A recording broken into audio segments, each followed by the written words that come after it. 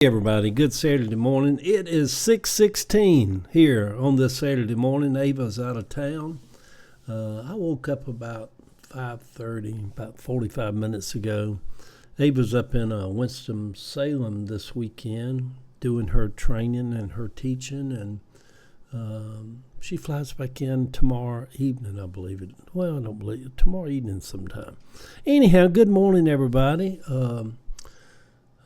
I'm probably going to read this little video and maybe go lay back down in the bed with Boom Boom and Gracie for a little bit longer and have me another cup of coffee. But it's kind of supposed to be, I think, a rainy morning here in Atlanta.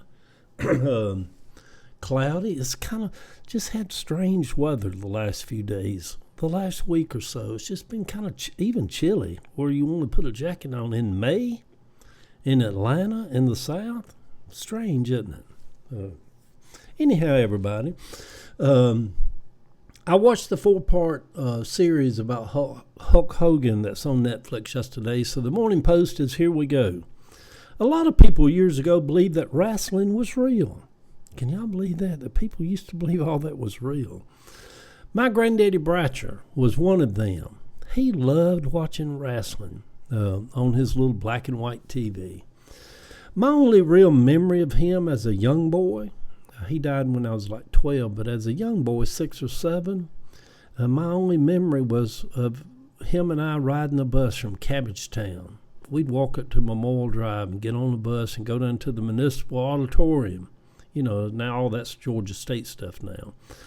And watch wrestling matches on a Saturday evening. Years later, I would ponder, why did not one of his 2 sons want to go with him or spend any time with him? And why did Granny not care for him? But I guess I didn't know that side of Granddaddy. I loved the old man. At 70, Hulk Hogan was in horrible health. Some people at 70 are out traveling the world, living life, enjoying life more than ever. Others at 70 are old and decrepit, in bad health, in a lot of pain, and life has not been kind to them. No one has ever said life is fair. I think we all learned that at some point. I watched the 4-part docuseries about Hulk Hogan on Netflix. At 6:16, I'm having a hard time saying Hulk Hogan on Netflix yesterday. I had forgotten he was MAGA and spoke at the MAGA convention. You know, pulled his shirt all off. I don't hold that against him or the series. He had a 30-year friendship with Donald Trump. He actually loved Trump for decades. They were close, talked on the phone a lot, you know. So odd that Trump was close friends with him over the years. And they seemed to really love each other. I could see how someone like him could love Donald Trump. Trump's very charismatic.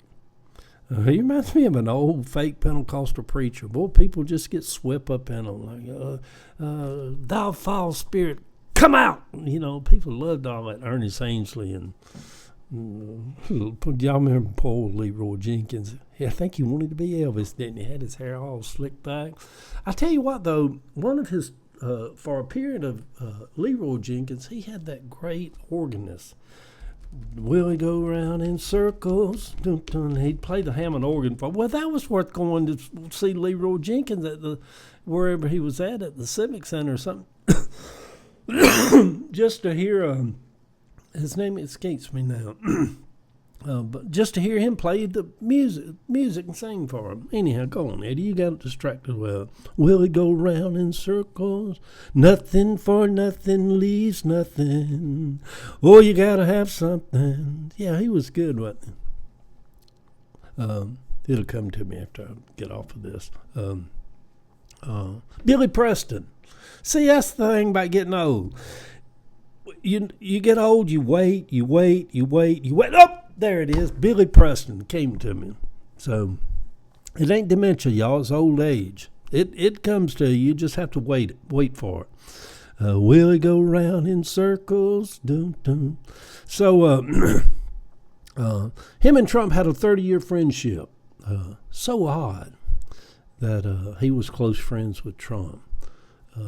I could see how they loved each other, though, because Donald Trump's very charismatic, and it's easy to get swept up into a charismatic person. They have a power of sway about them. That is why a charismatic preacher will go a lot further than just some bland, educated preacher, reading off his pages.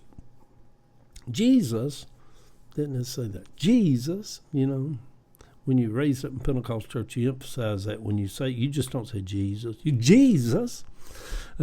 Jesus must have been a very charismatic person in his time. I mean, he could just walk by perfect strangers, and he's like, follow me. And they just throw their nets in the water and take off and follow him. I mean, how much charisma does somebody have to have? They didn't know he was the Son of God. They didn't know that he was the Christ, the Messiah that was his. He just walking by one day. Simon Peter and them was bending their nets and fishing. He said, follow me. So they just walked away from everything, just started following him. Yeah, it's strange, isn't it? Hogan was like Trump in a way. He seemed to never have enough money, enough fame, enough of anything. He was always wanting more, and more. Let me tell you something this morning. This is a word for somebody. You have enough. You have plenty. You're doing good. Yeah. You have more than you need. So anyhow, move on. Get off the prophetic stuff, Eddie. People not into that in 2026. That stuff really sold good back in the 80s. I think it still sells good sometimes today if it's right.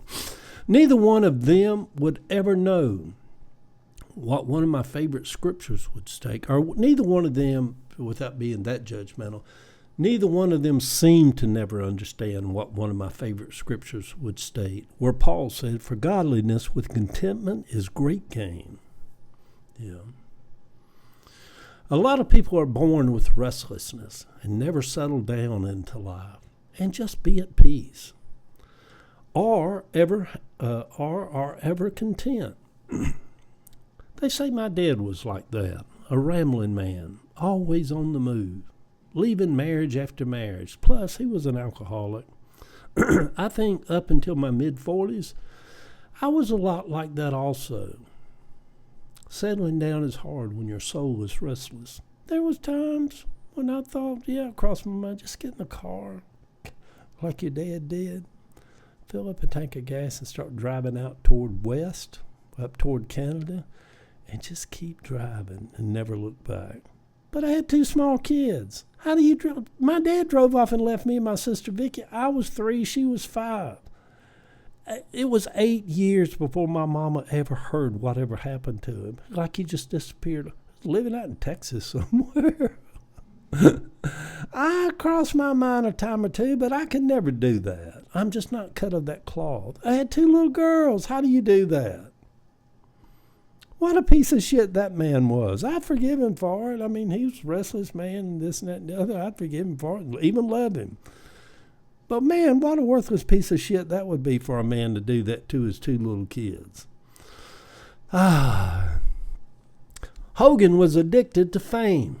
Strange how some people have a great desire to be famous, to be known. Dolly always said she just wanted to be famous. Some people do well with it. Others, it almost destroys or does destroy and makes their life miserable. And yet, they have the bug. I don't think I ever cared one way or the other to be known. It has never been something that kind of intrigued me. I'm known enough. Neither have I ever longed for or cared for to be rich. I have always been pretty okay with having a place and food to eat and an occasional new car or so. I sometimes think, well, if I ever did win the lotto It would be fun to have an apartment in New York or Paris. I am not one who would say, oh, I would give it to the poor and I would help orphanages and I would make the world a better place and I would help the poor kids over in Africa and all that kind of stuff.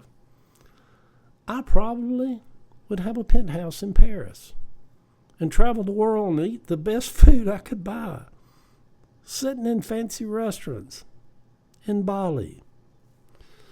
But I don't need any of that or even long for it.